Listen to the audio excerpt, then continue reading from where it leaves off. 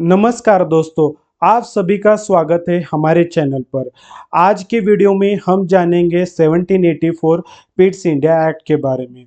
British सरकार को ये एक्ट लाने की जरूरत आखिर महसूस क्यों हुई? इसका सीधा सीधा जवाब छुपा है उस समय की अव्यवस्था और भ्रष्टाचार में। 1773 में जब रेगुलेटिंग एक्ट आया, उसके बाद भी ईस्ट इंडिया कंपनी पे काफ़ी ज़्यादा कमियां बनी रही। यह कानून पूरी तरीके से सफल नहीं हो पाया। अधिकारों में टकराव, प्रशासन में अस्पष्टता और स्थिति और भी जटिल हो गई। जनता के साथ अन्याय बढ़ ही रहा था। तब उस समय की सरकार को यह महसूस हुआ कि इतने बड़े देश पर एक प्राइवेट कंपनी को शासन करने देना बहुत ज़्यादा खतरनाक हो सकता है। तो उस समय की सरकार ने सीधा सीधा हस्तक्षेप करने का निर्णय ले लिया। विलियम पिट द यंगर की गवर्नमेंट ने 1784 का पिट्स इंडिया एक्ट लागू किया। इस एक्ट के तहत एक बोर्ड ऑफ कंट्रोल बनाया गया और जिसके अंदर एक वित्त मंत्री, एक राज्य सचिव और 6 मेंबर शामिल थे, जिससे ब्रिटिश सरकार को राजस्व, नागरिक और सैन्य शक्तियां प्राप्त हुई।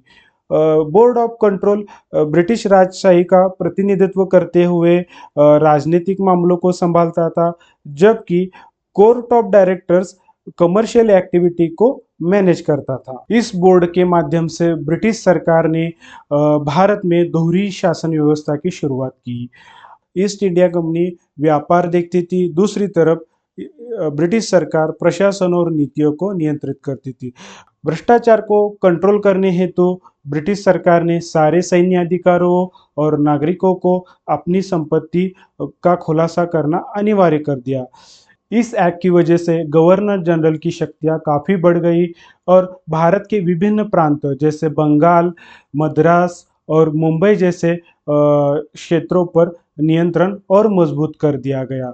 इस एक्ट की वजह से ईस्ट इंडिया कंपनी सिर्फ एक व्यापारिक संस्था बनकर रह गई और सारी सत्ता ब्रिटिश सरकार के हाथ में चली गई। 1784 का पिट्स इंडिया एक्ट भारत के अंदर ब्रिटिश शासन को मजबूत करने के लिए बहुत ही महत्वपूर्ण कदम माना जाता है और जिसने प्रशासन को केंद्रीकृत और बहुत ही मजबूत बनाया। इसके बाद 1833 का चार्टर एक्ट आया, जिसको हम अगली वीडियो में विस्तार से जानेंगे। अगर वीडियो अच्छी लगी हो तो वीडियो लाइक करें, शेयर करें और चैनल को सब्सक्राइब करें।